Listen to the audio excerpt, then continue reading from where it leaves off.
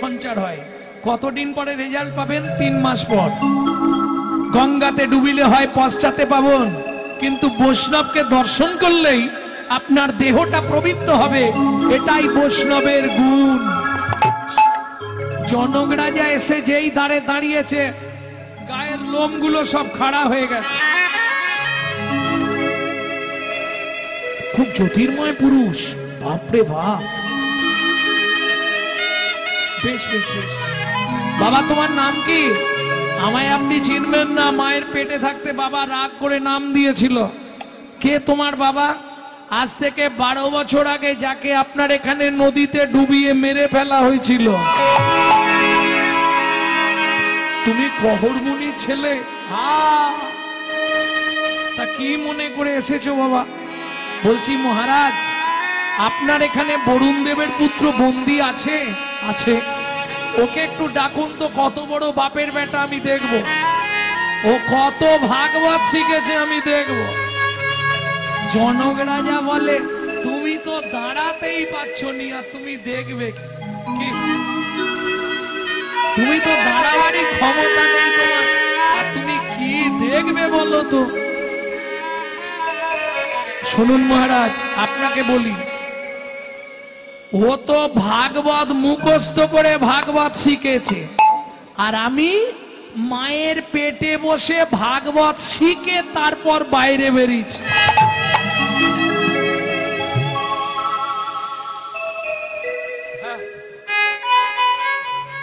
বরুণ দেবের পুত্র বন্দী, সঙ্গে দুইজনে বসলো মুখোমুখি। বন্দির বয়স 58 থেকে 60। ছেলেটার বয়স কত বললাম? 12। দুজনে মুখোমুখি বসেছে ভাগবত তত্ত্ব আলোচনায়। যে শ্লোকটা বলে 12 বছরের ছেলে বলে ওটাই ভুল। আপনি শেষ যে শ্লোকটা বললেন ওটা তো একবারে ভুল। আমি ভালো করে বলে দিচ্ছি, কানটা খুলে শুনে নিন। তুণ্ডে তাণ্ডবিনী রতিং বিতানুতে তুণ্ডাবলীলাম ভয়ে কর্ণ ঘোড়ে করম্বিনী ঘটয়াতে কর্ণভূদেব্য চেত প্রাঙ্গণ সঙ্গিণে রাজশ্রিয়ম ন জনয়নতি কি অদ্ভুতমৃতম কৃষ্ণ ইতি বর্ণদ্বয়ী। এসব মাথার উপর দিয়ে পালিয়ে গেছে। বুঝতে পেরেছ কিছু? বুঝতে পারোনি? যে সংস্কৃত শ্লোকটা বললাম বোঝা হয় না? ওপর দিয়ে বেরিয়ে গেল না?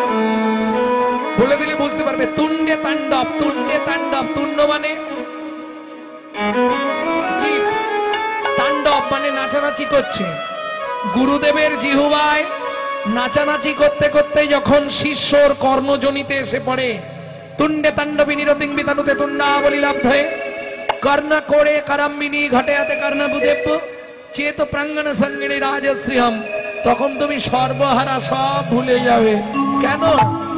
একটা নামের মধ্যে যে এত সুধা পৃথিবীতে এর আগে কোনোদিন আমরা জানিনি। কৃষ্ণ। বোঝা গেল? কৃষি ভূবাচক। কৃষ্ণ মানে কি? কৃষি ভূবাচক। কৃষি, কৃষি, কৃষি কাজ কিসের ওপর হয়? মাটির ওপর। তাহলে ভূবাচক শব্দ। আর ভূবাচক মানে আলজান, আইজাক নিউটনের মাধ্যাকর্ষণ শক্তি। ওপর থেকে ঢিল ছুড়লে একদম পড়াশোনা করেনি, ফকিরচাঁদ কলেজে যাওনি।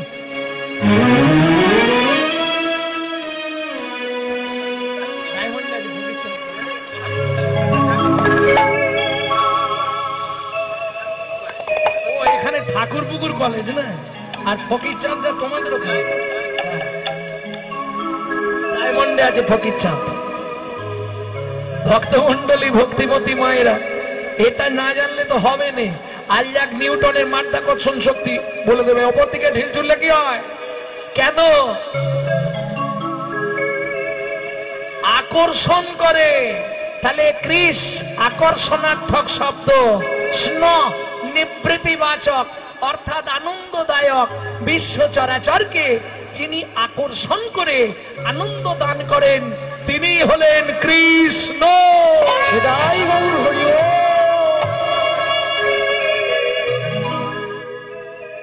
ভক্তমন্ডলী, ভক্তিমতী মায়েরা, এইবার চলুন বসলো পাশাপাশি, যে শ্লোকটা বলে সেটাই ভুল। সভাসদ, মুনি, পণ্ডিত, গান্ধার, কিন্নার, দেবকুল সবাই বসেছিল, সবাই বলে উঠল অষ্টবক্র কি।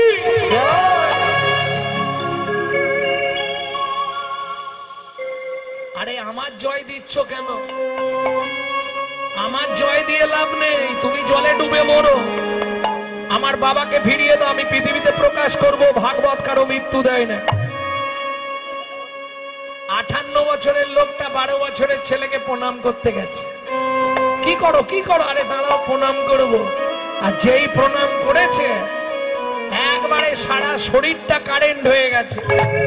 তুমি মানব নয় গো কোন দেবতা, তুমি মানব নয় গো কোন দেবতা, মানব নয় গো কোন দেবতা, মানব নয় গো কোন দেবতা, প্রকাশ করে কও গো কথা, মানব নয় গো কোন দেবতা, প্রকাশ করে কও গো কথা, দিও না মরমে ব্যথা, প্রকাশ করে কও গো কথা, প্রকাশ করে কও গো কথা, নয় গো কোন দেবতা।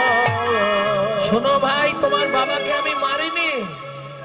আমার বাবা আজ থেকে 12 বছর আগে পাতালে কৃতার্থ যজ্ঞ করবার নিমিত্তে আমাকে ত্রিভুবন পাঠিয়েছিল ভালো সদাচারী পণ্ডিত ব্রাহ্মণ খুঁজতে। তোমার বাবাকে দেখলাম একজন সৎ সদাচারী পণ্ডিত ব্রাহ্মণ। তোমার বাবাকে নিয়ে গেছি আমার বাবার যজ্ঞে পৌরোহিত্য করবার জন্য। যজ্ঞ শেষ হয়ে গেছে, ওই দেখো তোমার বাবা ফিরছে। জনক রাজা বললেন কহ সত্যি তোমার ছেলে একখানা? কি বলছেন মহারাজ, আমার ছেলে? হ্যাঁ এই তো তোমার ছেলে। এই বাঁকারামটা আমার ছেলে। হ্যাঁ এই বাকু, আরে তুই কার ছেলে রে? বাবা নিজের ছেলেকেই ভুলে যাচ্ছ। যদ্দৈতং ব্রহ্মোপনৌষধি তদ্ভাবস্বতনুভাজাত্মান্তর্যামী পুরুষ ষোড়শ্বর্য জয় ভগবান। আমি মায়ের পেট থেকে বলেছিলাম তুমি শ্লোকটা ভুল বললে, তুমি অভিশাপ দিয়েছিলে তোর অষ্টস্থানে বক্ষ। বাবা ভুল তো ভুল, ষোড়শ্বর্য জয় ভগবান হয় না বাবা। ষোড়শ্বর্য পূর্ণ পূর্ণ পূর্ণ ব্রহ্ম ভগবান। বিনিময়ে তুমি আমায় কি দিলে? অভিশাপ। সারাটা জীবন আমাকে বয়ে বেড়াতে হবে না, আর বয়ে বেড়াতে হবে না। খোকা আমার সঙ্গে চল। কোথায়? ওই নদীতে, সমঙ্গা নদীতে একটা মন্ত্র শিখিয়ে দেবো, ডুব দিবি, তোর 8টা বাঘ ওই নদীতে চলে যাবে। দক্ষিণ ভারত বেড়াতে গেলে যাদের আর্থারাইটিস আছে, হাত পা বেঁকে গিয়েছে, ওই নদীতে স্নান করলে সোজা হয়ে যায়। যেই ডুব দিল শরীরের 8টা বাঁক চলে গেল নদীতে, নদীটা 8টা বাঁক নিয়ে নিল। নদীটির নাম হলো সমঙ্গা, দক্ষিণ ভারতীয় নদী। আর দেরি কেন? পিতা পুত্রে দুজনে করিল, পিতা পুত্রে দুজনে করিল, জননী নিকটে আসি দিল দর্শন, জননী নিকটে আসি দিল দর্শন। মা কে? আমি অষ্ট। ও মা তোর এই চেহারা হলো কি করে? শোনো মা, এক ভাগবত হয় ভাগবত শাস্ত্র, এক ভাগবত হয় ভাগবত শাস্ত্র, আর এক ভাগবত হয় ভক্তি রসের পাত্র, আর এক ভাগবত হয় ভক্তি রসের পাত্র। বাবা ভেতরে এসো। বাবাকে কোথায় পেলি? সে তো 12 বছর আগে হরিবোল হয়ে গেছে। না মা, বলেছি ভাগবত কারো মৃত্যু দেয় না। শোনো মা, যার গৃহে নিত্য নিত্য ভাগবত হয়, তবু যার গৃহে নিত্য নিত্য ভাগবত হয়, তাহার থাকে না মাগো মরণের ভয়, তাহার থাকে না মাগো মরণের ভয়। আপনি কি বুঝবেন আমাদের সংসারে কত চাপ, তাই না? সারাটা জীবন কি করেছ? সংসারও সংসারও করি মিছে গেল কাল, লাভ না হইল কিছু ঘটিল জঞ্জাল, লাভ না ঘটিল কিছু ঘটিল জঞ্জাল। বড় ঘর বড় বাড়ি, দিলাম এত চাইছি না, পেশার চাই। বড় ঘর বড় বাড়ি যার যত আশা, রজনী প্রভাতে যেমন পক্ষী ছাড়ে বাসা, রজনী প্রভাতে যেমন পক্ষী সাজে বাসা। বৃন্দাবন ধামে আমি বসে থাকি একা, এ ভাবনা মধ্যে মধ্যে প্রাণে দেয় দেখা, এ ভাবনা মধ্যে মধ্যে প্রাণে দেয় দেখা। আছে মোর ছেলে মেয়ে নাতি নাতনি সব, কিন্তু অর্থ নাই বলে সকলই বৈভব, কিন্তু অর্থ নাই বলে সকলই বৈভব।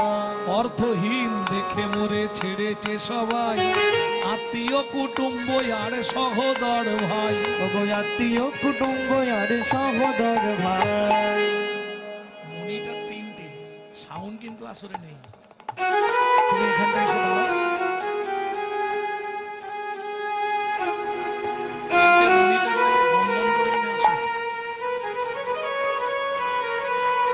ভক্তমন্ডলী ভক্তিমতী মায়েরা, ঠিক আছে।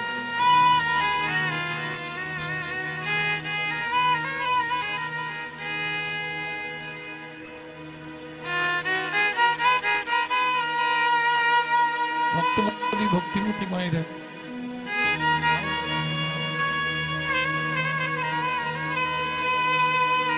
অতএব যদি আপনি ভারতবর্ষের মাটিতে মানুষ হয়ে না জন্মাতেন, তাহলে আমি বলতাম না।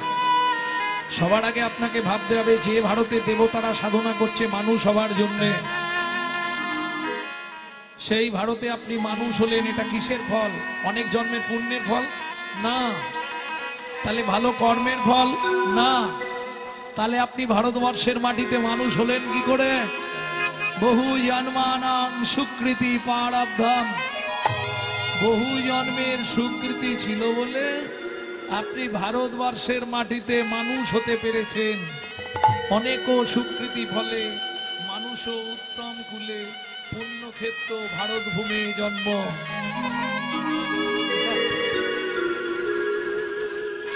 পূর্বজন্মের সুকৃতির ফল ছিল বলে আপনি ভারতবর্ষের মাটিতে মানুষ হয়েছেন। হয়ে জীবনে কি করেছেন? কেনে বাড়ে তুই মানুষ হলি, কেন বারে তো মানুষ হলি।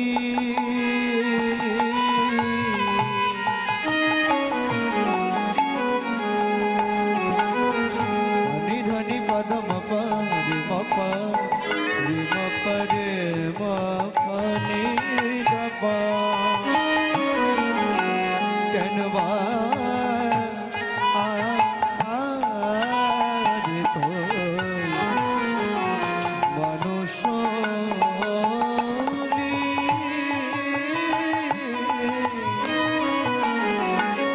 মন রে নিধাপা রে নিধাপা ধামা পামা রে পাপা পাপা পাপা ধা ধা ধা ধা ধা পা নি নি নি নি ধা ধা ধা ধা ধা ধা রে সা নি ধা পা রে সা নি ধা পা রে সা নি ধা পা। কেন বারে তুই মানুষ হলি। অমর এই ভারতে জন্ম নিলে কামিনী কাঞ্চনে, মন মজালে মন মজালে। তুই কামিনী কাঞ্চনে মন মজালি মন মজালি। সমন এলে বলিবি কি কথায় কথায়, সময় গেল কাজে করলি। তোর কথায় কথা তুমি গেল তাই গৌরী হাসি হরি হরি বলি লোচন দাসী।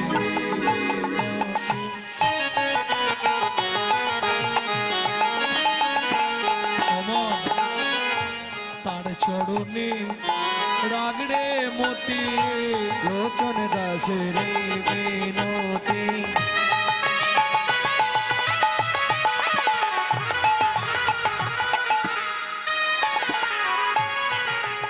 চরণে রাখি রে মতি।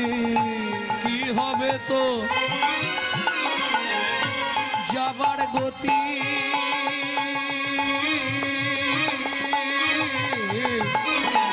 ভক্তমণ্ডলী ভক্তিমতী মায়েরা, ঈশ্বরকে চেনা যায় স্মরণে, আর মানুষকে চেনা যায় মরণে।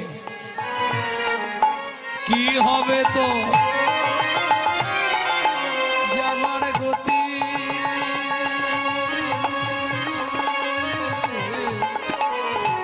সমনিলে বলবি কি কথায় কথা, সময় গেল কাজে করি তোর কথায় কথা। যে শ্লোকটি প্রথম বললাম এর ব্যাখ্যাটা শুনিনি, কথা বলবেন না। শুনলাম আপনারা বিকেল থেকে সব এসে নাকি বসে আছেন হরিনাম শুনবেন বলে, তাহলে হরিবাসরে এসে কথা বলবো কেন? 2 টাকার পুণ্য কিনতে এসে 10 টাকার পাপ কিনে নিয়ে বাড়ি যাও। পাড়ায় এত হরিনাম হচ্ছে, ঝগড়া কমলো? তাহলে যত দিন যাচ্ছে খালি বাড়ছে, হিংসা বাড়ছে কেন? খুব মন দিয়ে কথাগুলো শোনো। গো কাটি দানে, শোনা যায় কেউ যদি ব্রাহ্মণকে গরু দান করে তার নাকি প্রচুর পরিমাণে পুণ্য সঞ্চার হয়। না না ভেবনি আমি ব্রাহ্মণ বলে বলছি, আমাকে গরু দিতে হবে না। বলছে কাটি গরু ব্রাহ্মণকে দান করলে তোমার যে পুণ্য সঞ্চার হবে, গো কাটি দানে গ্রহণে চ কাশী, সূর্যগ্রহণ বা চন্দ্রগ্রহণের সময় কেউ যদি কাশীর মণিকর্ণিকার ঘাটে স্নান করে তার 100 জন্মের মহাপাপ দূরীভূত হয়ে যায়। কোথায় বলা আছে? শিব পুরাণে। গো কাটি দানে গহনে চ কাশী। এইবার বলি, এই মাঘ মাসে সবাই ছুটছে কোথায়? প্রয়াগে। কেন বললেন? শোনো ভাই, মাঘ মাসে প্রয়াগ তীর্থ করলে মাঘে প্রয়াগে কটি কল্পবাসে। মাঘ মাসে তাতে আবার এই যে যোগ পড়েছে 144 বছর পর, কেউ যাচ্ছে আসছে, কেউ গিয়ে আর ফিরছে না, হরিবোল হয়ে যাচ্ছে। মাঘ মাসে প্রয়াগ তীর্থ করলে প্রচুর প্রচুর পূর্ণ সঞ্চয় হয়।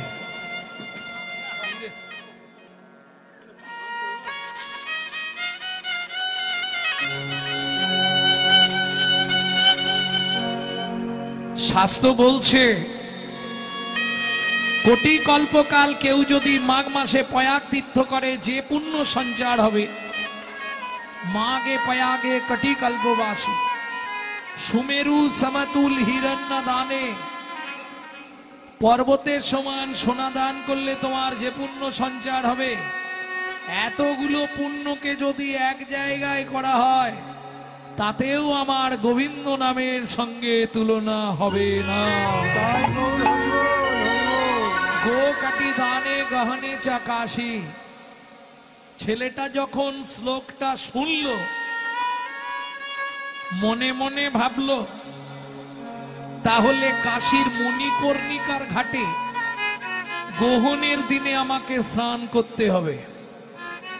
ভালো কথা, কি করে করব? গ্রহণের দিন চলে গেলেই হয়ে যাবে? না না, আমার তো এখনো দীক্ষাই হয়নি, আগে দীক্ষা নিতে হবে তারপর স্নানটা করতে হবে, তাহলে ফলটা ভালো পাওয়া যাবে। যেমন দেখবেন দীক্ষা না নিয়ে আপনি যদি ঠাকুরের কোনো কাজ করেন ওটা শুভ নয়। কেন? আপনার দেহ তো পবিত্র নয়। কেন পবিত্র নয়?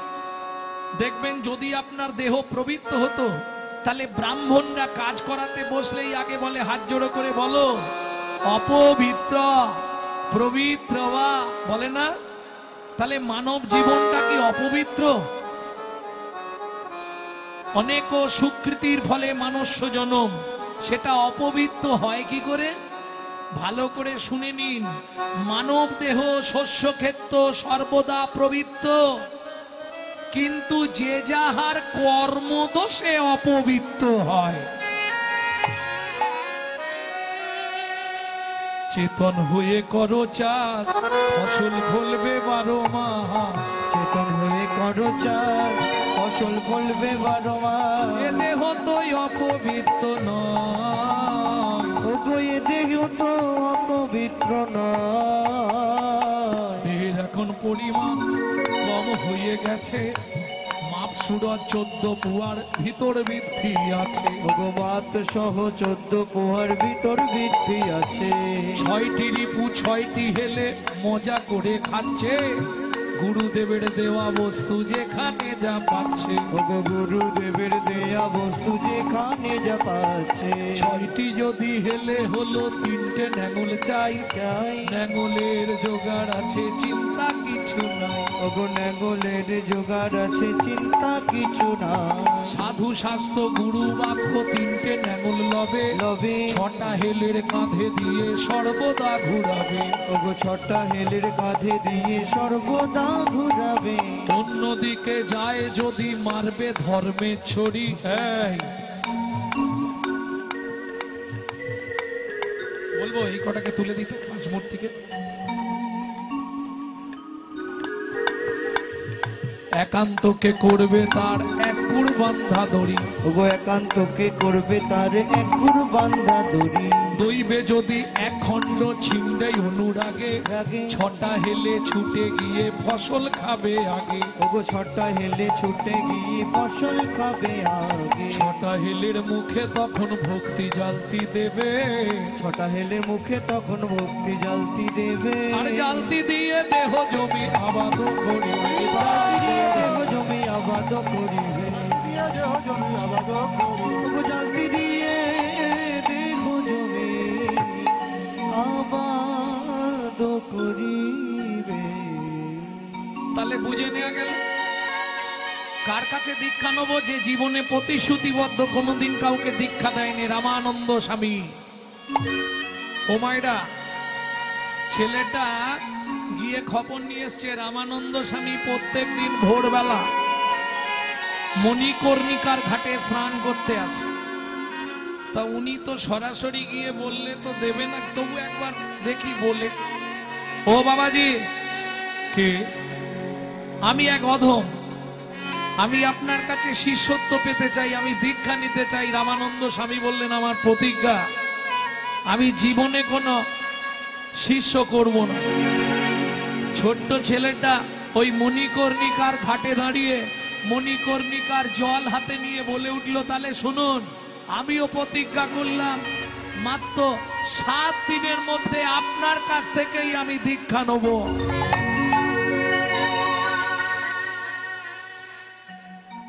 কি করে হবে? ভক্তমন্ডলী, ভক্তিমতী মায়েরা, प्रथम पहर में सबसे जागे, द्वितीय पहर में भोगी, तृतीय पहर में चोर जागे, चतुर्थ पहर में जोगी। प्रथम पहरे देखबेन सबाई जेगे थाके, द्वितीय पहरे कारा जागे जारा ताला भाঙার চাকরি করে নাকি, নানা যাদের ভোগের স্প্রিয়া। তৃতীয় পহরে যারা তালা ভাঙে তারা জাগে। চতুর্থ পহরে যারা যোগী মানুষ, ভোর হলে একদম চলে গেল গঙ্গা স্নান। কেন? যোগে বসতে হবে। ছোট্ট ছেলেটা ওই মণিকর্ণিকার ঘাটের পাথর একটা তুলে ফেলে দিয়েছে জলে। ভাবুন, পাথরটা তুলে ফেলে দিয়ে ওই ঘাটের পাথরের মতো শুয়ে আছে, আবার উপর হয়ে নয়, চিত হয়েই শুয়েছে। ভোরবেলা একবারে অন্ধকার, রামানন্দ স্বামী আসছে।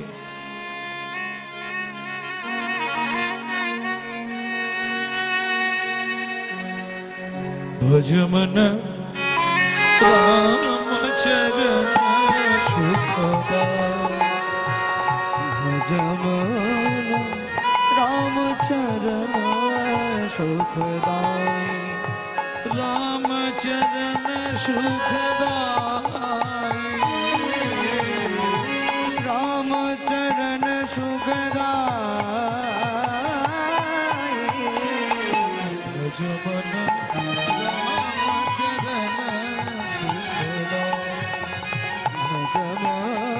राम चरण सुख गाए